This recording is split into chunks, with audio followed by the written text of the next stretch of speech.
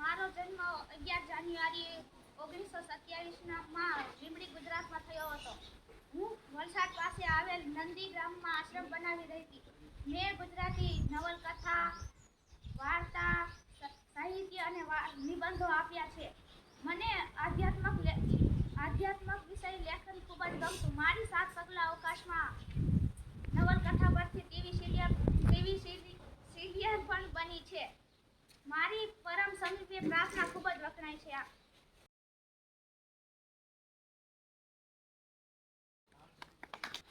એ જનની ના હૈયે पर्या કોઠર એલાના કોઠંતા ઓ રાજ મે તો પીધો કસુંબી નો રંગ. તો કેવા છો બાળ મિત્રો? હું છું ઝવેરચંદ મેઘાણી. હું પહાડનું બાળક છું. તમે મને ઓળખ્યો? મેં ઘણા બધા સાહિત્ય લખ્યા છે, વાર્તાઓ, નવલકથાઓ, અને ખાસ હું ગુજરાતી અને ખાસ તો કાઠિયાવાડી ભાષાના લીધે હું જાણીતો છું. અને આ ધરતીની ધૂળમાંથી હું મોતી ગોતું અને જ્યાં ગામની માટી મેં ખૂંદીને મારું આખું જીવન કાઢી નાખ્યું છે. અને મેં ઘણી બધી સાહિત્ય લખી છે. સૌરાષ્ટ્રની રસધારા, ચૂંદડી જેવી મેં ઘણી સાહિત્ય લખી.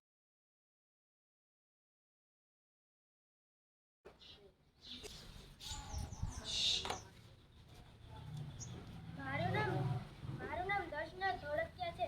મારો જન્મ 11/1/1962 ભુજમાં થયો હતો. મેં ગુજરાતી વિષયમાં PhD ની પદવી મેળવી હતી. ભુજ કોલેજમાં અધ્યાપકની તરીકે સેવામાં કાર્યરત છું. મેં 8 પહોરા આનંદ ને પરિચય કરવા જેવા 15 પુસ્તકો લખ્યા છે. અને મેં ડોક્ટર જયંત ખત્રી બકુલેશ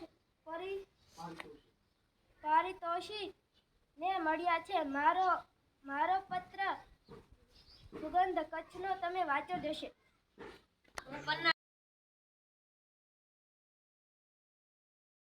પટેલ. મારો જન્મ 7/1912 ના રોજ રાજસ્થાનના ડુંગરપુરમાં થયો હતો. મને બાળપણમાં બધા પનો કહીને બોલાવતા. હું માત્ર આછા ચોપડી ભણ્યો છું. કારખાનામાં કામ કરીને, ખેતરમાં મજૂરી કરીને એક દિવસ પનામાંથી પન્નાલાલ થઈ ગયો. મેં ગુજરાતી સાહિત્યને બહુ ચર્ચાયેલી માનવીની ભવાઈ જેવી 40 જેટલી નવલકથાઓ લખી છે. મેં ગુજરાતી સાહિત્યનો લગભગ 185 જેટલી સાહિત્ય કૃતિઓ ભેટ ધરી છે. ધોરણ 7માં તમને પરીક્ષા વાંચો તો તમે વાંચી જશે. આવજો.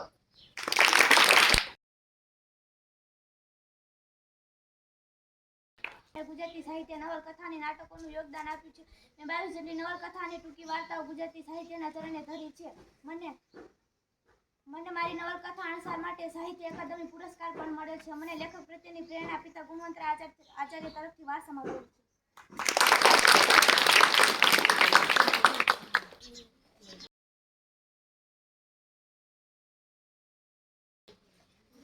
કેમ છો બાળ મિત્રો? મારું નામ છે ગૌરીશંકર ગોરધનરામ જોશી. મારો જન્મ 12 ડિસેમ્બર 1892 ના રોજ વીરપુર ગામમાં થયો હતો. મેં BA સુધીનું શિક્ષણ મેળવ્યું છે. ગુજરાતી સાહિત્યમાં ટૂંકી વાર્તાઓને સમૃદ્ધ કરવામાં મારો સિંહ ફાળો રહ્યો છે. નવલકથાઓ, પ્રવાસ વર્ણનો અને આત્મકથાઓ પણ મેં મારી માતૃભાષાને ચરણે ધરી છે. માનવતા સ્વભાવથી લોકબોલીથી થતું વર્ણન એ મારી વિશેષતા હતી. મેં પોસ્ટ ઓફિસ જેવી ચિરંજીવી વાર્તા પણ આપી છે. એટલું જ નહીં, પણ મેં મારી અન્ય વાર્તા પણ તણખામંડળના 1 થી 4 ભાગમાં સચવાયેલ છે. તમે મારી જુમો ભીસ્તી તો વાંચી જ હશે ને? આવજો.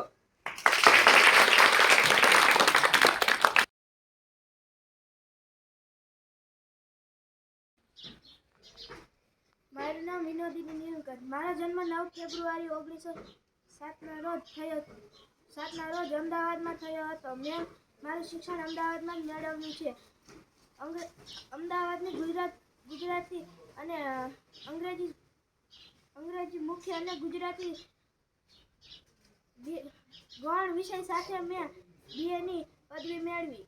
મને સાહિત્યનો વારસો આપનારા મારા પિતા રમણભાઈ નીલકંઠ પાસેથી મળ્યો છે. મેં અમેરિકા જઈ MA ની ડિગ્રી મેળવી.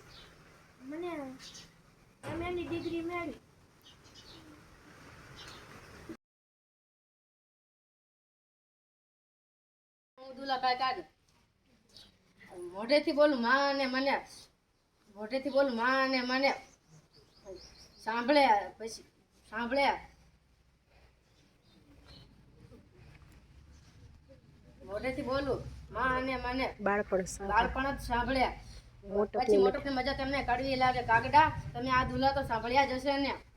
હું દુલાભાઈ કાગ, તમે મને કાગ બાપુના નામથી પણ ઓળખો છો. મારો જન્મ અમરેલી જિલ્લાના મજાદર ચાણંદપુરમાં થયો હતો. મને જ્ઞાન, ભક્તિ અને આચરણ જેવા વિષયોને મેં ચારણચંદ, ભજન અને દુહા જેવા પ્રકારોમાં ઢાળ્યા છે. 10 વર્ષની વયે મેં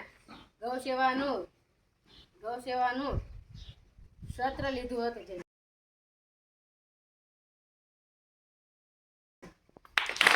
હું દલપત રામ છું. મારું નામ છે દલપત રામ. મારા પિતાશ્રીનું નામ છે દાહિયાભાઈ. મારો જન્મ થયેલ છે 21 જૂન 1820માં. મારું વતન છે વડોદરા. વધવાણ મારું વતન છે સુરેન્દ્રનગર જિલ્લામાં આવેલ છે. મેં કેટલાક પ્રશ્નો મને ઉઠતા એમ મારા પિતાશ્રીને પૂછતો હતો, પણ મારે એક કારણવશ ભૂલ થાય અને મારા પિતાશ્રીએ મને ખૂબ જ દાટ્યો હતો. ત્યારે હું મારું ઘેર છોડીને મારા મામાના ઘેર ગયો હતો અને ત્યાંથી અમે એકદમ સ્વામિનારાયણની મૂર્તિના દર્શન કરવા ગયા. તે કંડક મૂર્તિનું આજ લગી નથી ભૂલ્યો. અને જ્યારે હું મોટો થયો, હું 1845માં મને એક સ્વામી મળ્યા હતા. ત્યારે મેં બીજો ધર્મ અપનાવ્યો હતો. અને પછી હું જેમ મોટો થયો એમ મને લખવાનો અને વાંચવાનો શોખ હતો, પણ હું કાંઈ જ નહોતો કરી શકતો. પણ મને ફરીથી એક સ્વામી મળ્યા. ત્યારથી મેં કવિતા લખવાનું ચાલુ કર્યું હતું. પહેલી જ કવિતા છે પાપાની પીપળ.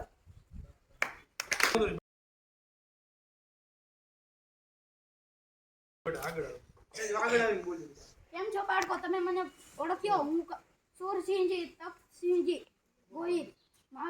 તમે મને કલાપીના નામથી ઓળખો છો. મારો જન્મ 26મી જાન્યુઆરી 1874માં થયો હતો.